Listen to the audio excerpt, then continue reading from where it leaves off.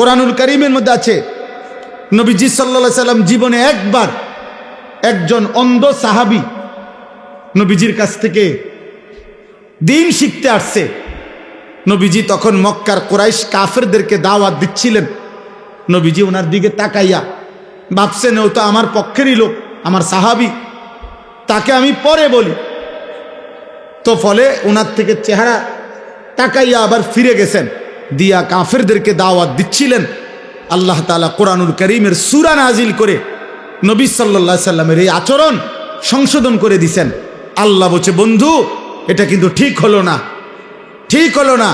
আপনি আপনার একজন সাহাবীর দিকে তাকিয়ে চেহারা আবার ঘুরাইয়া ফেললেন। আনজাআহুল আ'মা, কি অন্ধ দেখে না?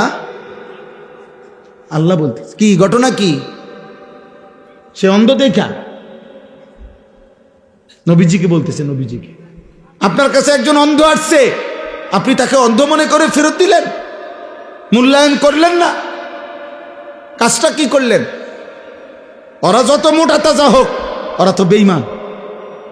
এ যত দুর্বলই হোক, এ তো ইমানদার।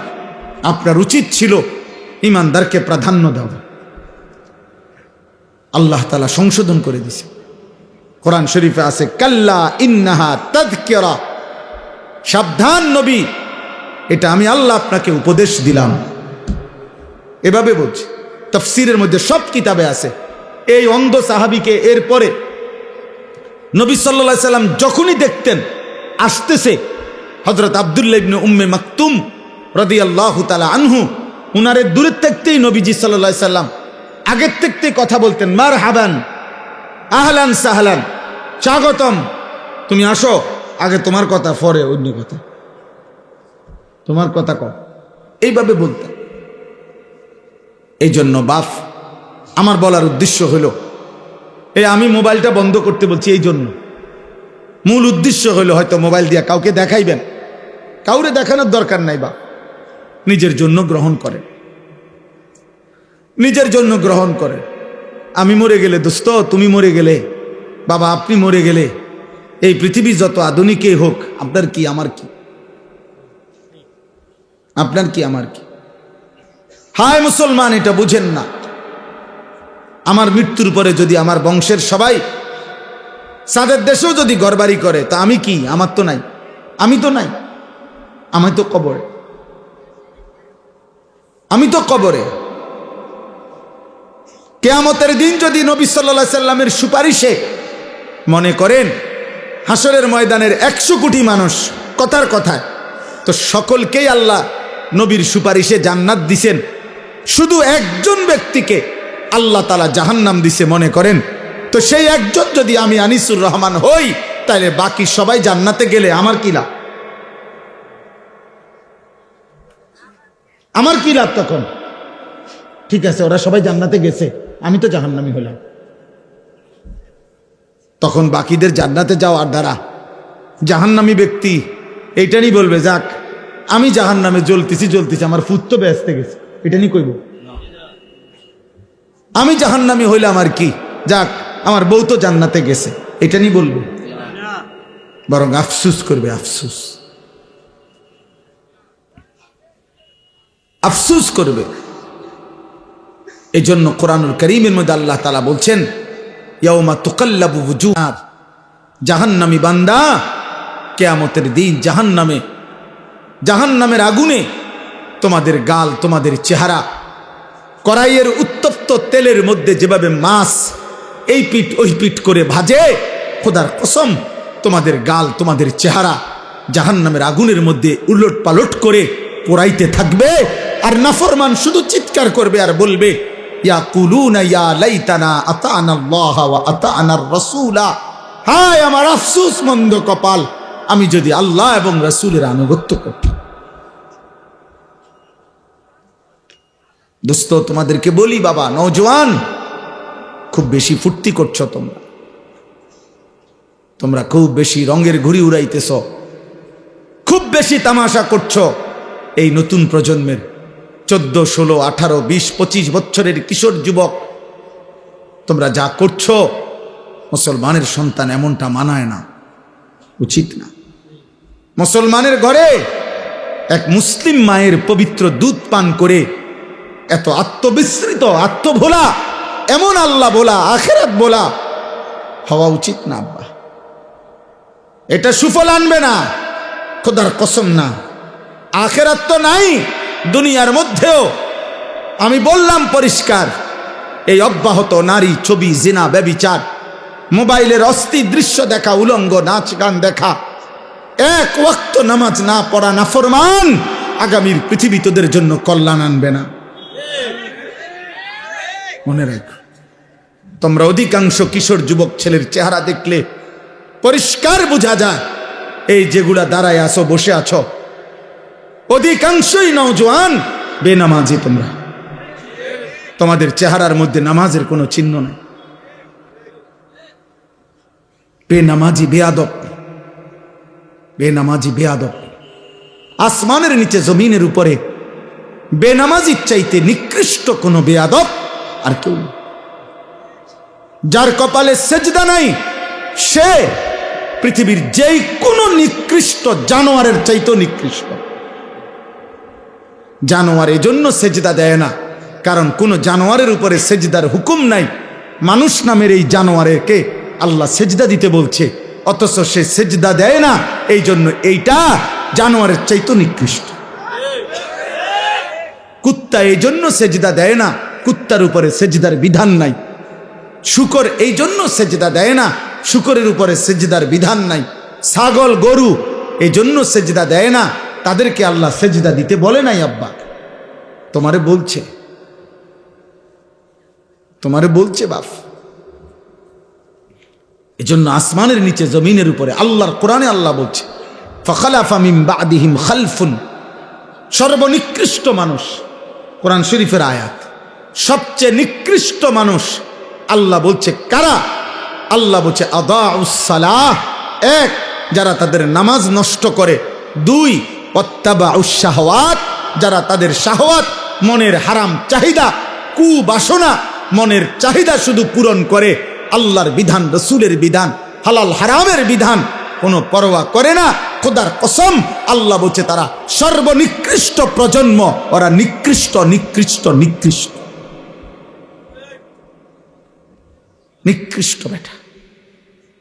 অতএব বেনামাজি ছেলেরা, তোমরা যারা আজকে সারা দিনে এক ওয়াক্ত নামাজ পড়ো নাই, নাফরমান, তুমি চলে গেলে ভালো হয়। যাও এখান থেকে, সরো, যাও বেটা, নাফরমান, চলে যা বেটা। তোর মতো নাফরমানের ভালোবাসা দিয়ে আমি কি করবো? আমি কি ভোটে দাঁড়াইছি বেটা? আমি কি ভোটে প্রার্থী? আমি কি নির্বাচনের গণসংযোগে আসছি বেটা? তামাশা দেখা কি করবা? হুজুরের কি করবা? মুসলমানের ঘরে এমন নিকৃষ্ট সন্তান কেমনে হইলা? 365 দিনে, খোদার এক বছরে কোনোদিন ফজরের নামাজ পড়লা না, এত বড় জানোয়ার কেমনে হইলা? এত বড় জানোয়ার হইলা কেমনে? তোর মা তোকে দুধ পান করায় নাই? তোর মা তোকে আল্লাহ চিনায় নাই? তোর বাপ তোকে বলে নাই? তোর মক্তবের হুজুর তোকে বলে নাই? তোদের গ্রামের মসজিদে আজান হয় না? তোদের পাড়ায় মহল্লায় তোর সামনে আর কেউ নামাজ পড়ে না? নাফরমান, তুই মুসলমানের ঘরে ঘুমাস না বেটা? তোর কোনো অভিভাবক নাই বেটা? হ্যাঁ, সিনেমার ওই নর্তকী তোর অভিভাবক বেটা? মোবাইলের ওই উলঙ্গ নারী, ফুটবলের খেলোয়াড়, ক্রিকেটের খেলোয়াড়, ইউরোপ আমেরিকার কোনো বেঈমান? বলো আব্বা, জন্ম মুসলমানের ঘরে, চুল রাখলা কেন বেঈমানের মতো করে? তোর আব্বা ভুলে গেলি কেন বেটা? এই নাফরমান, বাপ ভুলে গেলে তার পরিচয় থাকেনি বেটা। বল বেটা, একটা ছেলে বল, এই চুল কার মতো রাখছ বেটা? মাথা নোয়াইলে কি হবে বেটা?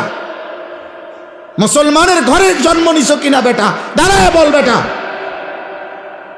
অপদার্থ মুশরিক বেঈমানের মতো, কোন ইহুদি বেঈমান, কোন খ্রিস্টান বেঈমান, কোন মুরতাদ, কোন আল্লাহর দুশমন, কোন বেঈমানের মতো চুল রাইখা মুসলিম পরিচয় দাও কোন লজ্জায়? কোন শরমে বেটা, কোন শরমে? ছি ছি ছি বেটা, ছি। সেজদাবিহীন কপাল যাদের, তোদের কপালে থুতু মারলাম। থু তোর কপালে, থু তোর কপালে থুতু দিলাম। তুই রবের দুশ্মন, ইসলামের দুশ্মন, আল্লাহর দুশ্মন। আমার নবী সাল্লাল্লাহু আলাইহি সাল্লামের 23 বছরের চোখের পানির কোনো কদর করলা না। আমার নবীর তায়েফের প্রতি ফোঁটা রক্তের কোনো কদর করলা না। আমার নবীর উহুদের ধান ধান শহীদ করা রক্তের কোনো কদর করলা না। যে নবী আমার পেটে পাথর বাঁধছে উম্মতের জন্য ক্ষুধার কষ্টে, হাসরের ময়দানে তিনি জিজ্ঞেস করবে, উম্মত তুই কি শুনুস নাই? উম্মত আমি না তোর জন্য তায়েফে এত রক্ত ঝরাইছি। মক্কার কাফের বেটা, নবীজির রক্ত মাখা তায়েফের রক্তাক্ত দেহ, মক্কার সবচেয়ে বড় কাফের উতবা, নবীর বড় দুশ্মন ছিল যে ব্যক্তি মৃত্যু পর্যন্ত, আবু জেহেল আবু লাহাবের সাথে উতবা নামে এই কাফের সর্দার সর্বপ্রথম আমাদের নবী সাল্লাল্লাহু আলাইহি সাল্লামকে তায়েফ থেকে নবী যখন ফিরে আসছে মাঝ পথে রক্ত মাখা দেহ তখনও মুছে নাই। খোদার কসম কিতাবে আছে এই উতবা নবীকে দেখছে প্রথম এই কাফের সর্দার। এরই ভাতিজা তো নবীজি আজকে 11 বছর নবীর বিরোধিতা করে গেছে মক্কায়, কিন্তু তায়েফ থেকে নবী ফিরে আসছে উতবার বাগানে নাখলা নামক জায়গায়, মক্কা এবং তায়েফের মাঝামাঝি জায়গায়। নবী সাল্লাল্লাহু আলাইহি সাল্লাম যখন ঢুকছে তখন উতবা বাগানে ছিল। সে দূর থেকে তাকাইয়া দেখছে ভাতিজার সারা দেহে রক্ত মাখা, তায়েফ থেকে ফিরে আসছে। আল্লাহর কসম কিতাবে লিখছে সে তো কালেমা পড়ে নাই, কিন্তু এই কাফের সর্দার নবীজির রক্ত মাখা দেহ দেখা চিৎকার দিয়া কাঁদছে আর বলছে, তায়েফবাসী আজ 11 বছর আমরা আমাদের ভাতিজার বিরোধিতা করি, কিন্তু কোনোদিন তাকে এভাবে মারি নাই। তোরা আমার ভাতিজারে কেমনে পারলি এভাবে মারতে?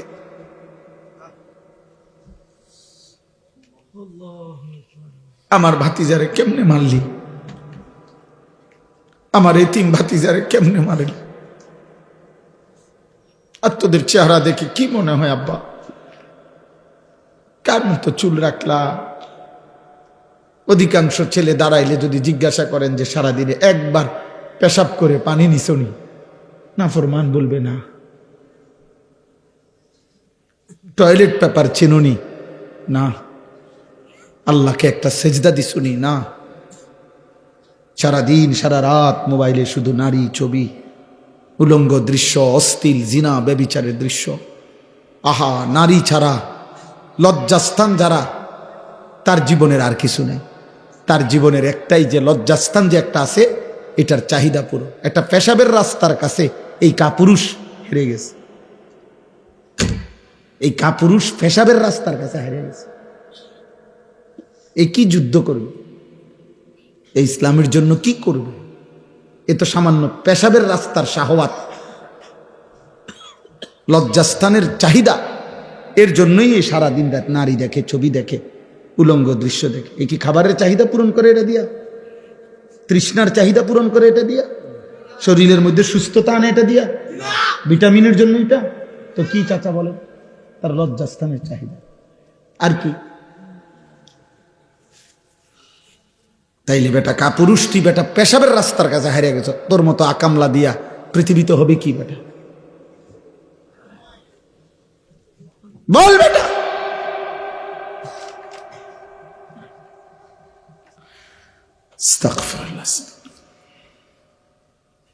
এজন্য ভাবো, আমি বলতে চাইছি এটা, আমি জনপ্রিয়তা বুঝি না, ছোট বড় মাহফিল বুঝি না, অনেক লোক হয়েছে না কম হয়েছে এটা আমার কিচ্ছু আসা যায় না। আমি সবসময় এক তালেই বলতে চেষ্টা করি। বেশি বা কম দ্বারা প্রভাবিত হওয়া এটা কোনো প্রয়োজনীয় কিছু না। নবী সাল্লাল্লাহু আলাইহি ওয়াসাল্লাম বলছেন, ফাওয়াল্লাহি লা আন ইয়াহদিয়াল্লাহু বিকা রাজুলান ওয়াহিদান খায়রুন লাকা মিন হুমুরিন নাআম। নবীজি বলছেন, আল্লাহর কসম, তোমার দ্বারা একজন ব্যক্তি আল্লাহর পথ পাওয়া গোটা আরবের সমস্ত দামি ওট তোমাকে হাদিয়া দেওয়ার চাইতে উত্তম। কয়জন? এক যুবক আল্লাহ চিনবে, এক যুবক মালিককে সেজদা দিবে, আমার 30 বছর সার্থক। এক যুবক যদি বলে আল্লাহ আমি আপনাকে আর নারাজ করব না, আমি আপনাকে সেজদা দেব, এক ফোঁটা চোখের পানি যদি কোনো যুবকের পড়ে, আমার 21 বছর সার্থক। আমি তো ভোটে দাঁড়াইছি না যে আমার এত মানুষের সমর্থন দরকার, আমি ভোটে তো দাঁড়াই কোনো প্রার্থী না, আমার কোনো মার্কা নাই, আমি কোনো মার্কার প্রচারণাও করি না, তাইলে আমি জনসমর্থন দিয়ে করব কি? আমি জনপ্রিয়তা দিয়ে করব কি বাবা?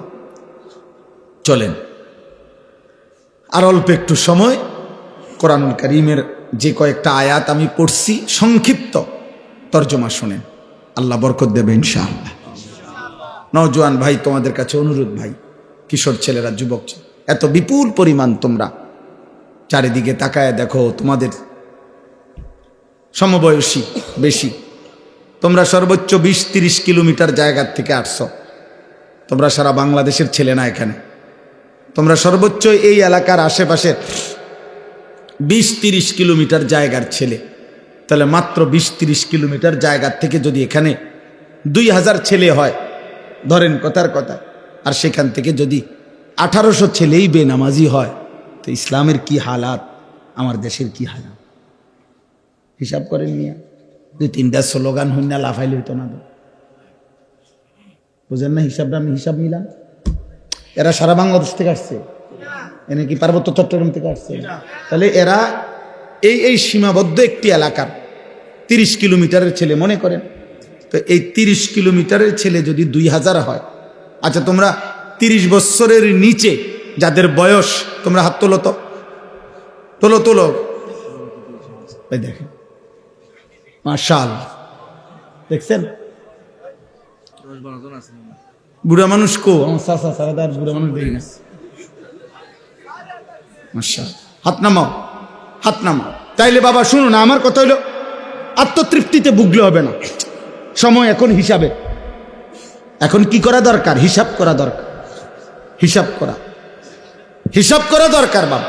আত্মতৃপ্তিতে ভুগলে হবে না, মানে এই হুজুরের এখন শ্রোতা বেশি, তো কিছে, এটা কোনো আত্মতৃপ্তির কিছু না। স্লোগান দিছে, উড়াইয়া লাইছে হুজুরে, যেই স্লোগান দিছে না, এটা কিছু না, এটা কিছু না, হিসাব করা দরকার।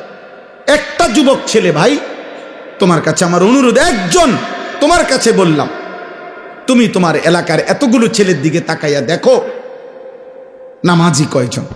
তাহলে একটি দেশের 92% মুসলমানের বাংলাদেশে, প্রায় 12-14 কোটি মুসলমানের বাংলাদেশে যদি 30 কিলোমিটার জায়গার 2000 ছেলে, তার থেকে যদি 1800 ছেলেই নামাজ না পড়ে, তাহলে এইভাবে প্রতি 30 কিলোমিটার দৈরা গোনেন সারা বাংলাদেশের, তাহলে নামাজি কই?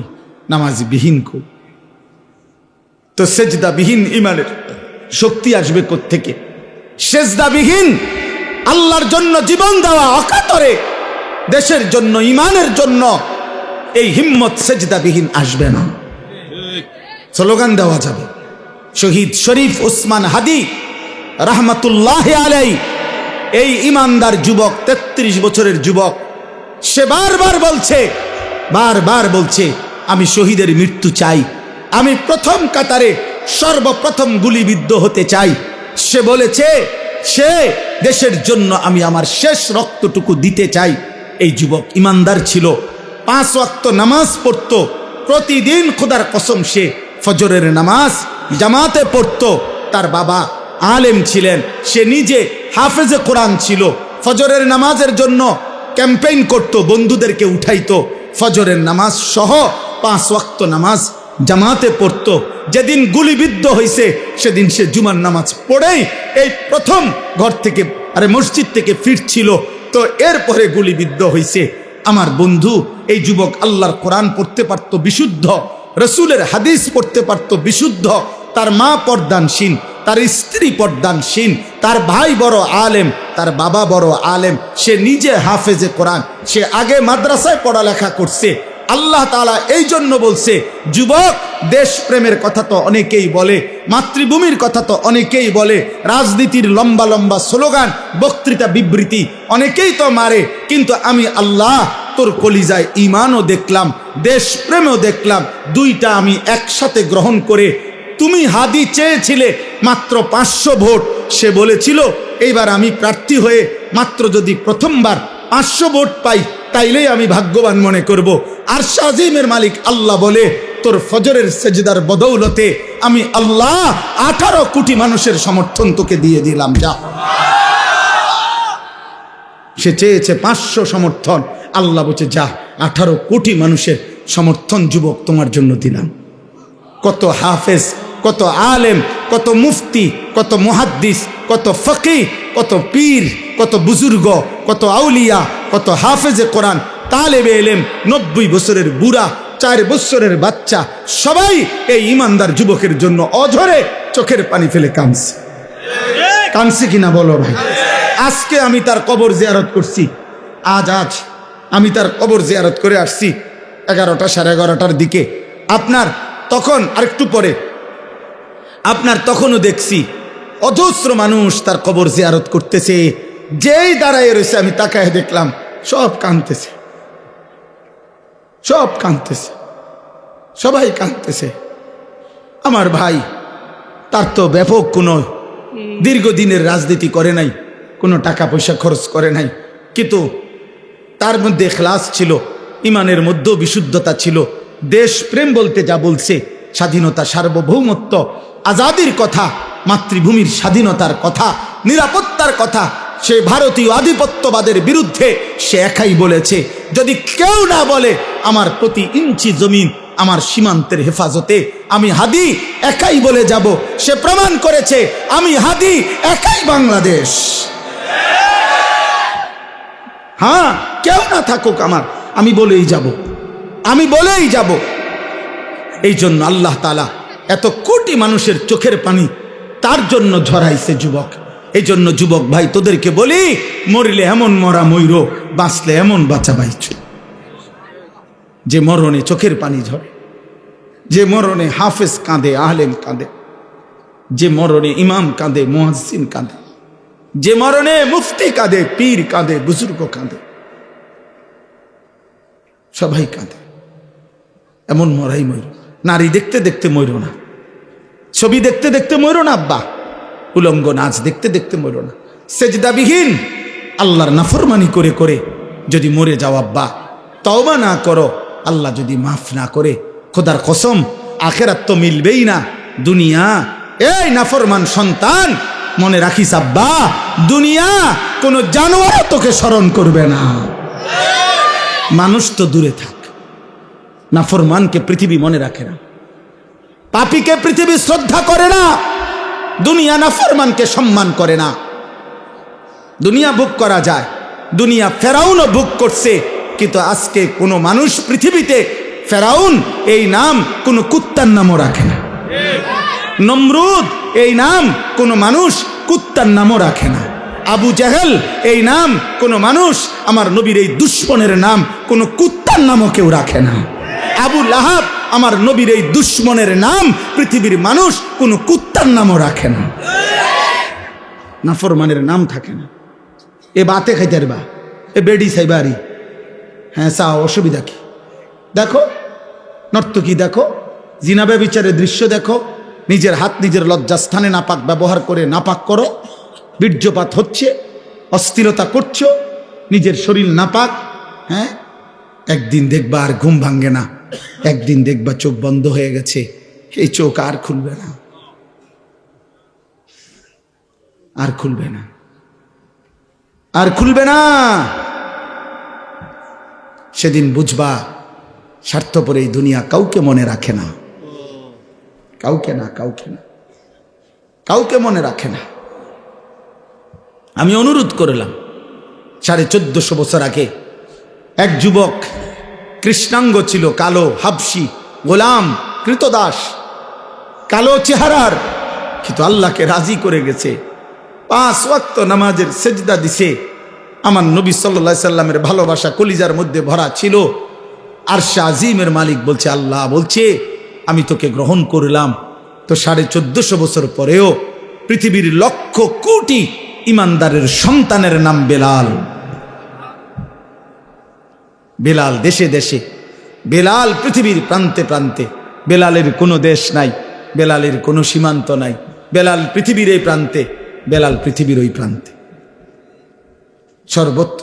এই একদিন মনে রাখো আব্বা, শহীদ শরীফ উসমান হাদি রাহমাতুল্লাহ আলাইহি, এই ইমানদার যুবকের নামও ইনশাআল্লাহ 1000 বছর পরে আমার বাংলার মাটিতে যেই সন্তান জন্ম নিবে, সেও বুঝ হওয়ার পরে শহীদ শরীফ উসমান হাদির নাম তার কলিজায় রব বসায় দিবে। 1000 বছর পরের প্রজন্ম তাকে চিনবে, মনে রাখো। এই পৃথিবীর তৃতীয় উসমান, উসমান হাদি, যে পৃথিবীতে সোনার অক্ষরে যার নাম লিখে গেল। তৃতীয় উসমান সে। প্রথম উসমান, উসমান ইবনে আফফান, ইসলামের তৃতীয় খলিফা। দ্বিতীয় উসমান 650 বছর এই পৃথিবীতে উসমানী খেলাফত, তুর্কি খেলাফত, অটোমান সাম্রাজ্যের প্রতিষ্ঠাতা ওসমান গাজী, তিনিও 650 বছর এই পৃথিবীতে ইসলামী খেলাফত ছিল, উসমানী খেলাফত। এই খেলাফতের যিনি প্রতিষ্ঠাতা ছিলেন তার নামও ছিল উসমান গাজী। উসমান সে দ্বিতীয় উসমান, আর এই তৃতীয় উসমান শহীদ শরীফ উসমান হাদি রাহমাতুল্লাহ আলাইহি। গোটা পৃথিবীতে ইনশাআল্লাহ তার নাম আলোচিত হয়েছে। হ্যাঁ, রাজনীতি আগেও কেউ করছে, পরেও কেউ করবে, কিন্তু কলিজার এত পানি, চোখের এত পানি আর কেউ ঝরাইতে পারবে না। আল্লাহ আমাদেরকে কবুল করে নেন। এজন্য যুবক নষ্ট হইও না, চরিত্রহীন হইও, নারী দেখে দেখে শেষ হইও না। আজকে সেজদা কর। নবী সাল্লাল্লাহু আলাইহি সাল্লামের এই কথার কোনো জবাব দিতে পারতাম না। কিয়ামতের দিন আল্লাহর নবী আমল নামা দেখে জিজ্ঞেস করবে, উম্মত আনিসুর রহমান, আমার উম্মত তুমি 365 দিনে, খোদার 1 বছরে একদিনও ফজরের নামাজ পড়লা না? তুমি আমার উম্মত, তুমি আমার উম্মত 30 বছর টানা সুদে খাইলা। 60 বছর বয়স তোমার, প্রতিদিন বিড়ি সিগারেটে খাইয়া গেলা। তুমি আমার উম্মত, 60 বছরও মনে পড়ে না এটা গুনাহ? 60 বছর বয়সেও মনে পড়ে নাই যে টেলিভিশনে নাচ গান দেখা গুনাহ? তোমার স্ত্রী 30 বছর বয়স পর্যন্ত, 30 বছরও কোনোদিন পর্দা করে নাই? তোমার মৃত্যু পর্যন্ত তোমার ঘরে নিয়মিত রঙিন টেলিভিশন চলতো, নর্তকী নাচতো, নাটক সিনেমা চলতো। তুমি আমার উম্মত। তুমি কবরে আসছো এটা কি নিয়া? হাসরে আসছো এটা কি নিয়া? আমি কি দেখে সুপারিশ করব? কথা বলে না। নবী সাল্লাল্লাহু আলাইহি সাল্লাম যে সুপারিশ করবে এটা জানেন? কথা বলেন না কেন? জানেন তো। সুপারিশের কোনো কাগজপত্র লাগতো না, কোনো ফাইল টাইল লাগবে না, এমনি। হ্যাঁ, তো আপনি কি দেখাইবেন? আরে বলেন না, আপনি কি দেখাবেন? এই সুদখোর বাপ, আপনি কি দেখাবেন? এই বিড়িখোর বুড়া মিয়া, 60 বছরের বুড়া চাচা, আপনি অনবিড়ি খান কোন লজ্জায়? আপনি চা দোকানে টেলিভিশন দেখেন কেন? এই বুড়া চাচা, আপনি যদি এখনো 60 বছর বয়সে এখনো রঙিন সিনেমা নর্তকী দেখেন, আপনার চোখে যদি কোনো লজ্জা না থাকে, আমনের ফুত নাতি আপনার থেকে কি শিখবে মিয়া? আমার বিরোধিতা করেন, কাল বলে দিয়েন এমন হুজুর, এমন ডাকাইতা হুজুর আজীবন আইন না। হ্যাঁ কইেন, আপনি বলে যাইয়েন এখন, নাহলে অন কন তারা রেকর্ডিং করে রাখো যে এমন হুজুর আর আইন না। এরকম ডাকাইত হুজুর তো দেখছি না। কিন্তু আপনি বলেন, এই বুড়া চাচার এখনো লজ্জা হওয়ার সময় হয় না? আপনার 60 বছরও আপনার শরম হইতো না? ছি ছি ছি ছি, আপনার থেকে আখলাক শিখবে কিভাবে? আখেরাত শিখবে কিভাবে? প্রজন্ম চোখের সামনে শেষ হয়ে যাচ্ছে। আমাদের চোখের সামনে আমাদের ছেলে মেয়েরা চরিত্রহীন হয়ে যাচ্ছে। 1 ওয়াক্ত নামাজ পড়ে না, মুসলমানের ঘরে রাত আসলে ঘুমা। আমি জীবনে একবার আমার আব্বারে জীবনে একবার বলছিলাম, আব্বা আমি এই মাদ্রাসায় পড়বো না, আরেকটা মাদ্রাসায় আমারে ভর্তি করায় দেন। আমার আব্বা বলছিল, ফুত পরের লোকমা ভাত আমার ঘরে খাইও না, সাবধান। পরের লোকমা দিতে নিষেধ করছে, যে বাইরো তোমার জেনে মনে কর ফললে পড়ো, না ফললে বাদ দাও, কিন্তু আমার ঘরে এক লোকমা ভাত খাইও না। কসম খোদার, চোখের পানি ফেলতে ফেলতে পরে মাদ্রাসায় গেছি গাজে, এই বাদ দিত না। হ্যাঁ, আহা, দুপুরবেলা মায়ের হাতের রান্না করা ভাত খাইয়া মুসলমানের বাচ্চাই নাফরমান সেই যে 2টা বাজে বাইরেছে, রাত 11টা বাজে ঘরে ফিরছে, আবার ভাত খাইয়া ঘুমায় গেছে। আহা, মা বাপ একটাবার জিজ্ঞাসাও করে না যে রে কিরে ফুত আসর নামাজ কই পড়ছো, মাগরিব কই পড়ছো, এসা এখন কারো কোনো কিছুর দরকার নাই, তো টিয়া হইলেই তো হইছে। টেনশন শুধু একটাই, বিদেশ যাইব নি, টাকা কামাই করব না, পয়সা দরকার, পয়সা। তার নামাজ দিয়ে তে বুঝুক আমার টাকার দরকার। এই জন্য ফুতেরে কয় যে বুঝছি তোমারে দিয়ে হইতো না, কোনো কামে লাগলে লাগো, নইলে বাড়ি যাবে। টাকা দিলে লাইনে আছে, টাকা না দিলে বেলাইনে আছে।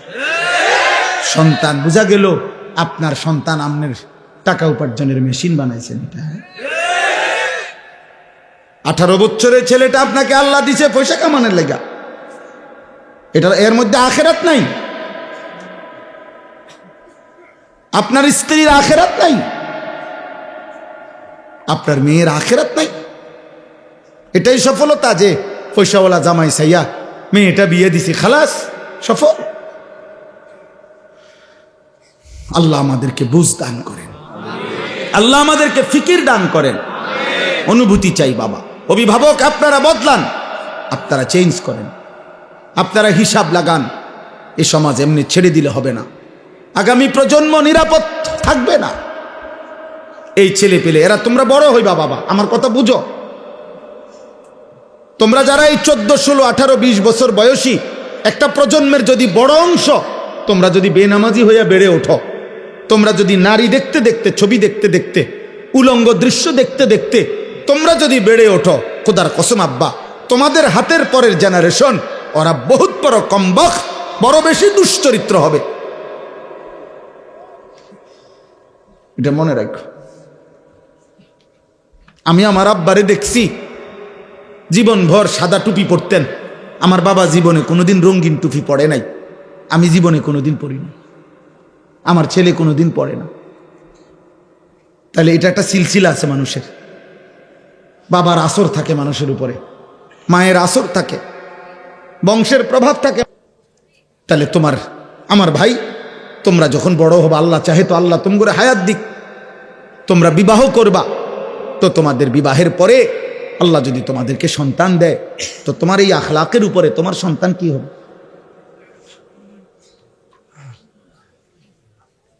বলো ভাই। একটা ছেলে ভাইব, আল্লাহ তৌফিক দান করে। চলেন এই আয়াতগুলোর অর্থ শুনে। আল্লাহ তাআলা বলেন সূরা কাসাস 28 নম্বর সূরা, দেরি করব না, শুধু অর্থ বলুন। 20 নম্বর পারা, সূরা কাসাস 28 নম্বর সূরা, 51 থেকে 56 6টি আয়াত পড়ছি। এই তর্জমা বলি। আগে 1 মিনিট তর্জমার জন্য সুবিধার্থে 2 মিনিট একটা কথা বলি। আমাদের নবী সাল্লাল্লাহু আলাইহি ওয়াসাল্লাম, ওনার সাহাবারা নবীজি সহ প্রকৃত বড় যেই হিজরত করছেন সেটা হলো মক্কা থেকে মদিনায়। কোথায়? কিন্তু এর আগে সাহাবারা নবীজির নির্দেশে আরেকটি হিজরত করছিলেন, সেটা হলো মক্কা থেকে আবিসিনিয়ায়, হাবাসা, আবিসিনিয়া এলাকা। ওইখানকার বাদশাহ ছিল বাদশাহ নাজ্জাশী, যিনি খ্রিস্টান ছিলেন, এবং তার উজির সভাসদ তারাও ছিল খ্রিস্টান। ওইটা খ্রিস্টান অধ্যুষিত এলাকা ছিল। বর্তমান মানচিত্রে এটার নাম হলো ইথিওপিয়া। আমার যে দেখাইছিলেন একজন, না হ্যাঁ, আল্লাহর ঘরে একজন মৌলানা দেখছিলাম আমরা, ইথিওপিয়া আলেম। তো এই ইথিওপিয়া মানে আবিসিনিয়া বলতো আগে, হাবাসা। এই হাবসার মধ্যে আল্লাহ নবী সাল্লাল্লাহু সাল্লামের আদেশে নবীজি সাল্লাল্লাহু সাল্লামের নবুয়তের ৭ম বছর সাহাবায়ে কেরাম প্রায় ৭২ থেকে ৭৪ জন ওনারা মক্কা থেকে সেখানে হিজরত করে গেছিলেন। তো তারা যখন, আমি সংক্ষেপে বলতেছি, তারা যখন হিজরত করে চলে গেছে মক্কা ছেড়ে ওই এলাকায়, এই খ্রিস্টানদের এলাকায় নিরাপত্তার জন্য, ওই বাদশা খুব ন্যায়পরায়ণ ছিল, এই নাজ্জাশী বাদশাহ।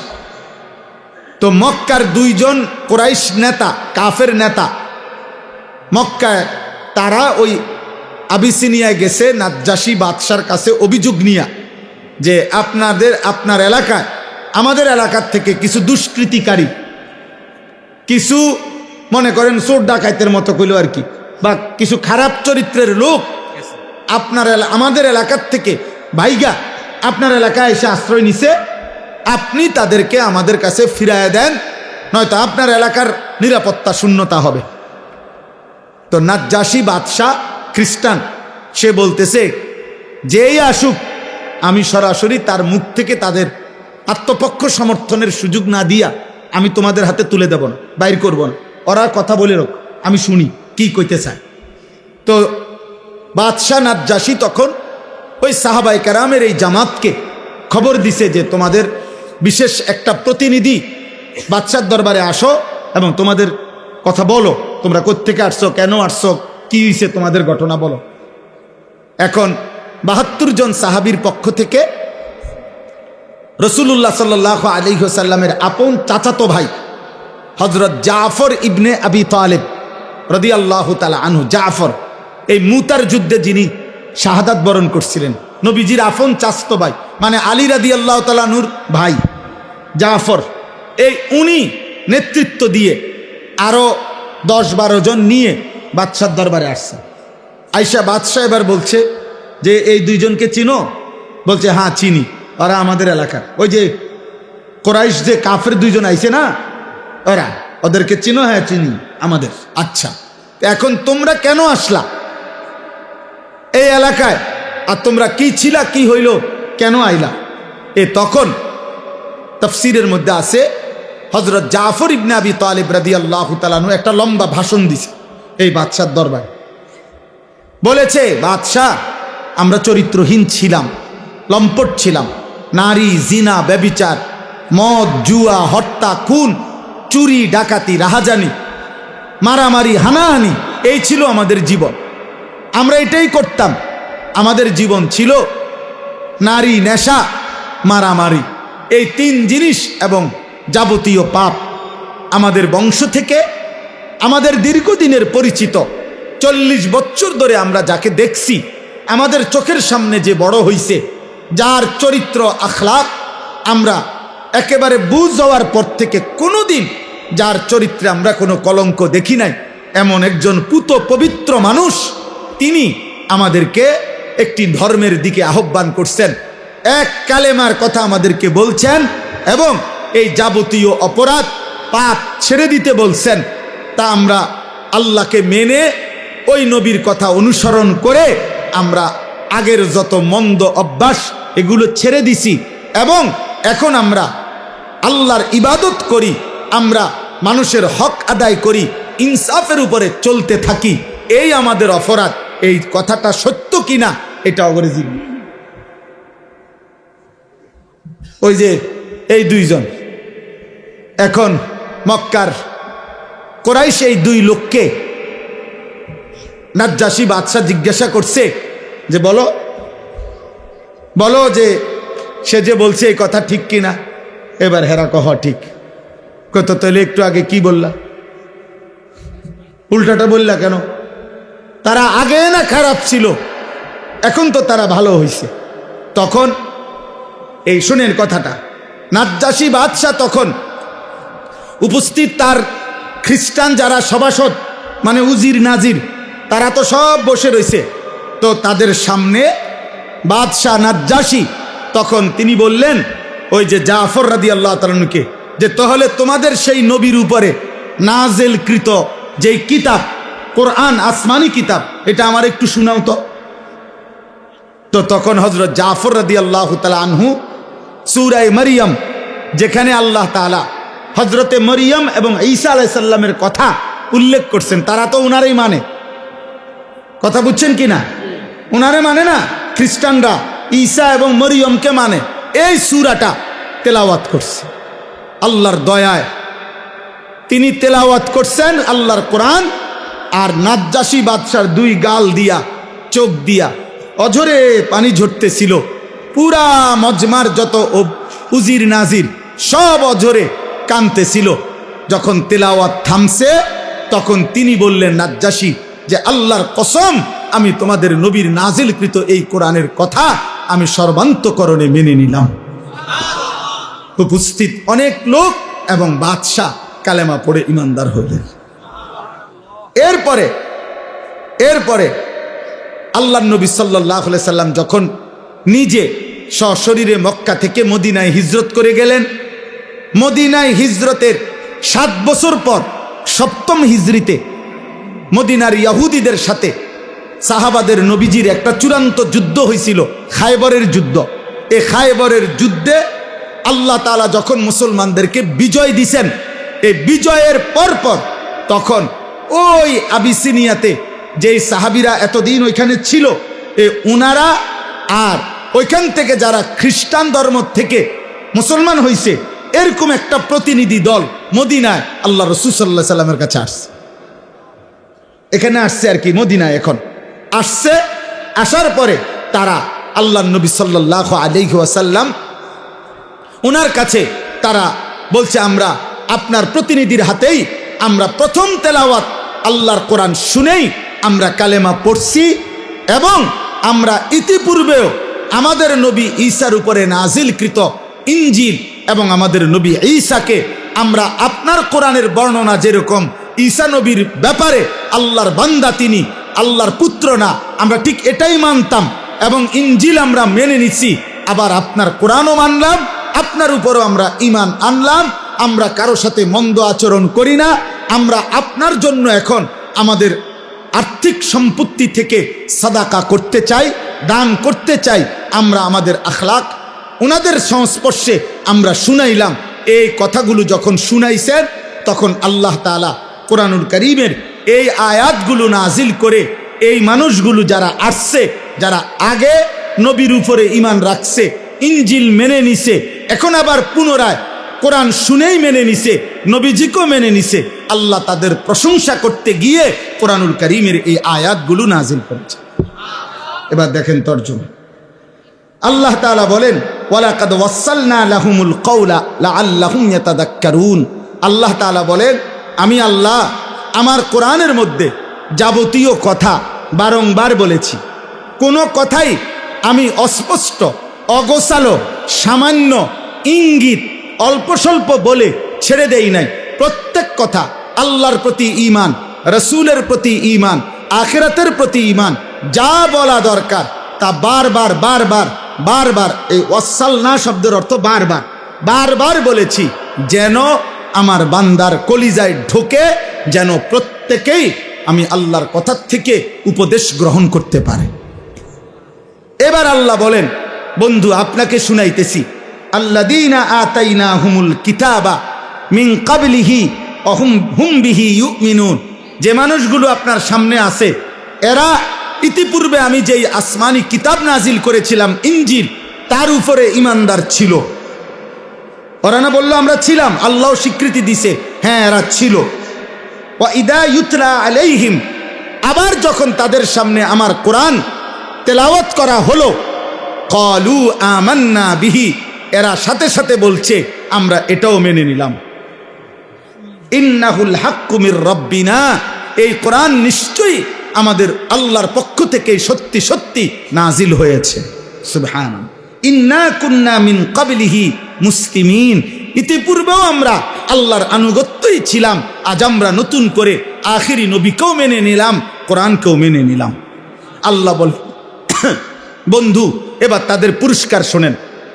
উলাইকা ইউতাউনা আজরাহুম মাররাতাইন।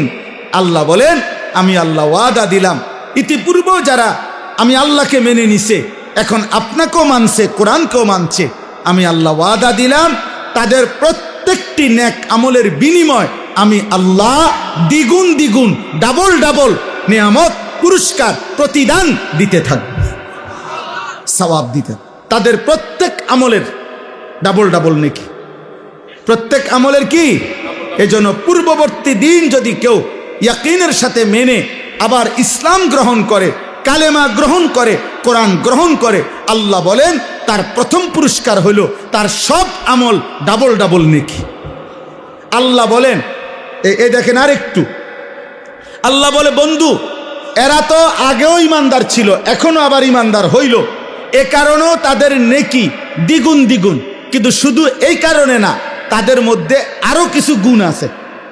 এবার আল্লাহ এই গুণগুলোর প্রশংসা করতেছে, যে এদের মধ্যে আরো কিছু গুণ আছে, এই গুণগুলো কারণেও আমি আল্লাহ কিয়ামত পর্যন্ত যার মধ্যেই থাকবে তাদেরকেও আমি আমার নেকি দ্বিগুণ দ্বিগুণ দিতে থাকব। এক বিমা সাবারু, তারা আমি আল্লাহর হুকুমের উপরে সবর করেছে, ধৈর্য ধারণ করেছে। একবার বলেছি ঈসা নবীকে মানো, মানছে। এখন বলছি আখিরি নবীকে মানো, মানছে। একবার বলছি ইনজিল মানছে, আবার বলছি কোরআন মানতে, এখন তারা কোরআন মেনে নিছে। তাহলে তারা আমার হুকুমের উপরে ধৈর্য ধারণ করেছে। অতএব যে আমার হুকুমের উপরে ধৈর্য ধারণ করে আমি তার নিয়ামত, তার নেকি, তার পুরস্কার দ্বিগুণ দ্বিগুণ দিতে থাকব। দুই ওয়ায়াদরাউনা বিল হাসানাতিস সাইয়্যিআ, তাদের একটা বড় স্বভাব, তারা যেই কোনো মন্দ আচরণের জবাবে উত্তম আচরণ দ্বারা সেটা প্রতিহত করে। এটা তাদের, এজন্য তাদের পুরস্কার দ্বিগুণ। আর এই গুণ যার মধ্যে থাকবে, মন্দ আচরণের জবাবে যে উত্তম আচরণ করবে মানুষের সাথে, আমি তাকেও দ্বিগুণ দ্বিগুণ নেকি দিতে থাকব। তিন নাম্বার অমিম্মা রাযাকনাহুম ইউনফিকুন, আমি আল্লাহর দেওয়া রিজিক থেকে তারা আমার পথে সাদাকা করছে, দান করছে, এ কারণে তাদের পুরস্কার দ্বিগুণ দ্বিগুণ। এই পুরস্কার কিয়ামত পর্যন্ত যারা আমি আল্লাহকে মেনে আমার পথে প্রতিনিয়ত দান সদকা করতে থাকবে তাদের নেকিও আমি আল্লাহ দেব দ্বিগুণ দ্বিগুণ। চার নাম্বার ওয়াইজা সামিউল লাগওয়া আরাজু আনহু ওয়া ক্বালু লানা আমালুনা ওয়া লাকুম আমালুকুম, আল্লাহ বলে তাদের একটা বড় বৈশিষ্ট্য, যেই কোনো বেহুদা কথা, বেহুদা কাজ, মন্দ কথা, গুনাহ মিশ্রিত কথা, অশ্লীল কথা, বেহায়া কথা, অসভ্য কথা, নাজায়েজ কথা, হারাম কথার কোনো মজলিস পরিবেশ তারা যখনই দেখে শুনে আরাজু আনহু, তারা তার থেকে সরে যায়। আর তাদেরকে গুনার এই কথার মধ্যে যদি যোগ দিতে বলে, ও আইও না, উদ্র বইও না, গপ মারি, গীবত করি, পরের গালিগালাজ করি, তারা বলে লানা আমালুনা ওয়া লাকুম আমালুকুম, তোমার কাজ নিয়ে তুমি থাকো, আমি আমার আল্লাহ নিয়ে আসি। সালামুন আলাইকুম, তোমার জন্য আল্লাহর কাছ থেকে শান্তি কামনা করছি, আল্লাহ যেন তোমাদেরকেও হেদায়েত দেয়। লা নাবতাগিল জাহিলিন, কোন জাহেল, মূর্খ, নাফরমান, পাপীর সঙ্গী আমরা হতে রাজি না। আল্লাহ বলে এটা তাদের আখলাক, এজন্য তাদের পুরস্কার দ্বিগুণ দ্বিগুণ কিয়ামত পর্যন্ত। আমার যে বান্দা ইমানদার, কিশোর তোমাদেরকে বলি, যুবক তোমাদেরকে বলি, বয়স্ক বাবা আপনাদেরকে বলি, আমাকেও বলি, পর্দার আড়ালের মা বোনকেও বলি, আল্লাহ বলছে যে মন্দ কথা, মন্দ কাজ, গুনার কথা, নাপাক কথা, নাজায়েজ কথা, হারাম কথা, গালিগালাজের কথা, অসভ্য কথা, বিশ্রী কথা, নোংরা কথা, কুফরি কথা, শিরকি কথা, নিফাকি কথা, বিদআতি কথা, কবিরা কথা, হারাম যত কথা, যত পরিবেশ, এখান থেকে যে অ্যাভয়েড করে চলে, আড়াল করে চলে, আল্লাহ বলে বান্দা তোর এই ধৈর্য সবরের কারণে তোর প্রত্যেক আমলের বদলা আমি দ্বিগুণ দ্বিগুণ দেব। সর্বশেষ আল্লাহ বলেন, হে নবী, শেষ কথা, আমি আপনাকে যা কিছু বলছি বন্ধু, আপনি তো বলবেন, পুরস্কার তো দিতে থাকবেন, দেব আমি। তবে একটা কথা বন্ধু মনে রাখবেন, আমার কথা, এই কোরআনের কথা, আখিরাতের কথা, কবরের কথা, আমার কালেমার দাওয়াত আপনি তো দিতে থাকবেন। তবে এটা শুধু মনে রাখবেন, চূড়ান্ত হেদায়েত শুধুমাত্র আমি আল্লাহর হাতে, কোনো মাখলুকের হাতে না। এই জন্য বাপ, আমি যে কথাটা মাঝখান দিয়ে বলছি, আমি যদি মৃত্যু পর্যন্ত বলে যাই, আমাদের সমস্ত হুজুররাও যদি মৃত্যু পর্যন্ত বলে যায়, পৃথিবীর সব বক্তা, সব ওয়াইজ, সব পীর, সব বুজুর্গ একত্রে বলে গেল মূলত পরিবর্তন, হেদায়েত, চূড়ান্ত হেদায়েত এটা কার হাতে? আল্লাহর হাতে। ইন্নাকা লা তাহদি মান আহবাবতা, হে নবী আপনি একা চাইলে কাউকে হেদায়েত দিতে পারবেন না, ওয়ালাকিন্নাল্লাহ ইয়াহদি মান ইয়াশা, বরং আল্লাহ যাকে চান তিনি তাকে হেদায়েত দিবেন। ওহুয়া আ'লামু বিল মুহতাদিন, প্রকৃত পক্ষে হেদায়েত পাবে কারা কারা সেটা আল্লাহই জানে। কে জানেন? একটা উদাহরণ দেই। আবু জেহেল নাম শুনছেন কিনা? আবু লাহাব নাম শুনছেন কিনা? আবু বকর নাম শুনছেন কিনা? ওমর নাম শুনছেন কিনা? তো মনে করেন এই চারজন মানুষের নাম বললাম, চারজনই কুরাইশ, চারজন একই বংশের লোক, একই মহল্লার মানুষ, একই মক্কার মানুষ, নবী সাল্লাল্লাহু আলাইহি সাল্লামের আশেপাশে থাকে এরা। আল্লাহ তাআলার দায়িত্ব নিয়ে পেয়ে নবী সাল্লাল্লাহু আলাইহি সাল্লাম কালেমার দাওয়াত, ইমানের দাওয়াত আবু জেহেলকেও দিছে, আবু লাহাবকেও দিছে, আবু বকরকেও দিছে, ওমরকেও দিছে। কিন্তু আসমানওয়ালা রব আল্লাহ বলছে, বন্ধু আবু বকরকে আমি নিলাম, আবু জেহেলকে নিলাম না, ওমরকে নিলাম, আবু লাহাবকে নিলাম না। যদি বলেন এই দুইজনকে কেন নিলেন, আল্লাহ বলবেন আমার ইচ্ছা। যদি বলেন এই দুইজনকে কেন নিলেন না, আল্লাহ বলবেন আমার ইচ্ছা। কার ইচ্ছা? আল্লাহর ইচ্ছা। এই জন্য নওজোয়ান তোমাদেরকে বলি শেষ কথা, রাত গভীরে আব্বা মনে রাখো তুমি ছাড়াও ইসলাম বিজয় হবে। হ্যাঁ, সেদিন আবু জেহেলকে ছাড়া, আবু লাহাবকে ছাড়াও ইসলাম বিজয় হইছে, কালেমার বিজয় হইছে, পৃথিবীময় আল্লাহর দিন প্রচার হইছে। অতএব আমরা এতটুকুই শুধু যে আমরা বলি, আমাদের জিম্মাদারি এটাই, যত চিৎকারি করি, যত আহাজারি করি, যত চোখের পানি ফেলি, ফায়সালা কোথায়? কোথায়? খালাস। আমরা এই আশায় আছি যে ফায়সালা তো আসমানওয়ালা দিবে। অতএব মাহদি আসবে, দাজ্জাল বের হবে, ইসলামের বিজয় হবে, দাজ্জালের পতন হবে, ইহুদিদের পতন হবে, পৃথিবীময় ইসলামের খেলাফত উড়বে, কালেমার পতাকা উড়বে। খোদার কসম, আগামী দিনে আরেকবার কসম খোদার, নবী বলছে যদি ইসরাফিলের ফু দিতে আর একদিনও বাকি থাকে কিয়ামতের, তবুও মাহদি আসবে, দাজ্জাল বের হবে, যুদ্ধ হবে, ঈসা আলাইহিস সালাম আসমান থেকে নেমে আসবে, ইহুদিদের শেষ বেঈমানের পতন হবে, মৃত্যু হবে, আল্লাহর কালেমা, ঈমানের পতাকা, ইসলামের খেলাফা সারা পৃথিবীময় আরেকবার প্রতিষ্ঠিত হবে। খোদার কসম, এটা আখিরি নবীর ফয়সালা। নবী সাল্লাল্লাহু আলাইহি সাল্লাম এটা বলেছেন। অতএব ইমানদার যুবক, দ্বীনের জন্য, মাহাদির জন্য, ইসলামের জন্য, কালেমার জন্য কয়জন লাগবে? এই ফয়সালা কার হাতে? কারে নেবে? এই ফয়সালা কার হাতে? অতএব চরিত্রহীন যুবক, লম্পট যুবক, নারী, অশ্লীল ছবি, জিনা ব্যভিচারের দৃশ্য দেখে তোমরা যারা আছো, মনে করো না তোমার মতো অপদার্থের জন্য ইসলাম আটকায় যাবে। তোমার মতো আকামলা ছাড়াও ইনশাআল্লাহ ইসলামের বিজয় হবে, কালেমার বিজয় হবে। কিন্তু একদিন চোখ বন্ধ হইলে দেখবা, কবরে গেলে ফেরেশতা তোমার মতো নাফরমানকে লাথি দিয়া কবরে পাঠাইবে জাহান্নামে। সেদিন বুঝবা এই মৌলবীদের কথা কতটা দরকার ছিল। সেদিন বুঝবা এটুকু নামাজ পড়তে পারতা, সেদিন বুঝবা আল্লাহরে ডাকতে পারতা ইচ্ছা করলে, শরীর স্বাস্থ্য সবই ছিল, কিন্তু নাফরমানি করলা। অতএব রাত গভীরে আমি বললাম, সমস্ত কিশোর যুবক ভাই, দয়া করে নষ্ট হয়েও না। এই পৃথিবী তোমারে মনে রাখবেন, কেউ তোমার জন্য বসে নাই রে আব্বা। তুমি অ্যাক্সিডেন্ট করে দেখো, পিছনের গাড়ি থামে না, ছাড়ি দিয়ে জায়গা। কত সিএনজি প্রতিদিন অ্যাক্সিডেন্ট হয় না, কত গাড়ি, কত মানুষের লাশ পড়ে থাকে, কত মানুষ আহত হয়ে পড়ে থাকে। হয়তো 5 মিনিট জ্যাম বাজে, 10 মিনিট জ্যাম বাজে, এরপরে আস্তে আস্তে ছাড়ি দিয়া সবাই চলে যায়।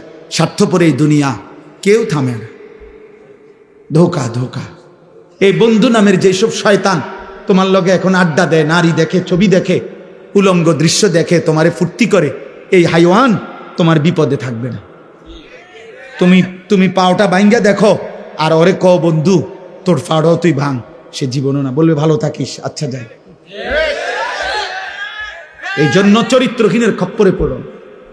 আমি বললাম চরিত্রহীনের খপ্পরে পড়ো, নিজেরে চালাক মনে করো। আম হাসিবাল্লাযীনা ইয়ামালুনা আস-সাইয়্যাতি আন ইয়াসবিকুনা, আল্লাহ বলে বান্দা ভেবো না গুনাহ করে আমারে ডিঙ্গায় লাইবা। আল্লাহ নিষেধ করছে, বান্দা পুলিশ, র্যাব, বিজিবি, আর্মি সব তুমি ফাঁকি দিবা, এই পৃথিবীর সব, কিন্তু আমারে ফাঁকি দিবা কেন? আমাকে ডিঙ্গাইবা কেন? অতএব বাপ, অনেক রাত হয়ে গেল, আমি সবার কাছে অনুরোধ করি, প্রিয় কিশোর, প্রিয় নৌজওয়ান, চোখের হেফাজত করো, নারী দেখো না, অশ্লীল ছবি দেখো না বাপ, উলঙ্গ ছবি দেখো না, মোবাইলের আসক্ত হয়েও না, নিজের হেফাজত করো, 5 ওয়াক্ত নামাজ পড়ো, ফজরের নামাজ কষ্ট করে হলেও জামাতের সাথে পড়ো, দেখবা ফজরের মুসল্লি যারা, আমি বলে গেলাম মাহাদির সৈনিক তারা, ফজরের মুসল্লি যারা দাজ্জালের বিরুদ্ধে লড়বে তারা, ফজরের মুসল্লি যারা বিশ্বময় কালেমার পতাকা উড়াবে তারা। এটা মাহাদির এবং ঈসার নেতৃত্বে দাজ্জালের বিরুদ্ধে, ইহুদিদের বিরুদ্ধে হাদিসের বক্তব্য হলো শেষ যুদ্ধ, চূড়ান্ত লড়াই ফজরের নামাজের পরে শুরু হবে। ফজরের মুসল্লিদেরকে সাথে নিয়ে মাহাদি এবং ঈসা যুদ্ধ শুরু করবে। আসরের নামাজের ভিতরেই, আসরের ওয়াক্ত হইতে হইতেই দাজ্জাল নিহত হবে এবং সমস্ত ইহুদি নিহত হবে, এবং আসরের ওয়াক্তে মাহাদি এবং ঈসার নেতৃত্বে মসজিদে আকসা বিজয়ের পতাকা, ইমানের পতাকা উড়বে, সারা পৃথিবীময় ইসলামের খিলাফা প্রতিষ্ঠা। হয় আমি দেখবো, নয় তুমি দেখবে, নয় আমার সন্তান দেখবে, কিন্তু আল্লাহ রাসূল সাল্লাল্লাহু আলাইহি সাল্লামের এই কথা বৃথা হবে। কোন জালেমের পতনের আগে কেউ বোঝে না কেমনে পতন, কেমনে পর, কিন্তু যে সময় জায়গা সে সময় সবাই বোঝে যে এমনি যাইতে আছে, বোঝেন নাই? হ্যাঁ, হেলিকপ্টার উঠবার আগে কেউ বুঝছে না যে হেলিকপ্টার দিয়ে যাইব না অটো দিয়ে যাইব, কেউ খেয়াল করতে, কিন্তু যখন হেলিকপ্টার ছেড়ে দিছে সবাই বুঝা লাইছে যে এই জায়গা, এটাই পৃথিবীর নিয়ম। ফেরাউন, মুসা আলাইহিস সালাম নদী দিয়ে যে রাস্তা হয়েছে 12টা, 1 মিনিট শুনেন তো, ফেরাউন এপাশে আইসা দেখছে যে নদীর উপরে রাস্তা, 12টা রাস্তা, এটা দিয়ে মুসার বাহিনী পার হয়ে গেছে। ফেরাউন বলতেছে তার অনুসারীদেরকে, চলো আমরাও পার হই, ধর্মু, কিন্তু তুই তো বাদশাহ, তুই খোদা, নাউজুবিল্লাহ, তুই তো খোদা দাবি করো, তুই তো বাদশাহ, তো তার তো এটা বোঝা উচিত ছিল এত বড় নদীতে 12টা রাস্তা, এটা আমি বরাদ্দ দিলাম না, আমি স্যাংশন করলাম না, আমি উদ্বোধন করলাম না, এটি করতে গেল রাস্তাটি। আপনি কথাটা বুঝছেন না? তোর তো এটা বোঝা দরকার আগে, তো কিরে কিরে এটি কে করলো আমার এলাকায়, আমি কো? আল্লাহ বলে না, ব্যাকল আইবা না, মুসার রঙে রঙে আসো, সামনে আগাও, আগাও না, এখনই না বুঝবা রাস্তা করতে গাইছে, এরপরে ডুববে গেছে কিনা বলেন? এই জন্য বুঝে, কোন জালেম পতনের আগে বুঝে না পতন কিভাবে হবে, কোন পাপী জানে না। অতএব দোস্ত, রাসূলুল্লাহ সাল্লাল্লাহু আলাইহি সাল্লামের কথা সত্য, সত্য সত্য, সঠিক তো ইনশাআল্লাহ। আরেকবার যুদ্ধ হবে, জিহাদ হবে, আরেকবার কালেমার পতাকা উড়বে ইনশাআল্লাহ। এ আমগরো ডেইলি মানুষে কয়, অনেকেই হুজুর সেফে থাকেন, সাবধানে বললেন, পরিবেশ পরিস্থিতি ভালো না। 300 বছর আগে, 3000 বছর আগেরও কাউরে যদি আপনি কবর থেকে উঠান, এ উনারা মলো মানুষ উনারে কইছে সেফে থাকেন, পরিস্থিতি ভালো না।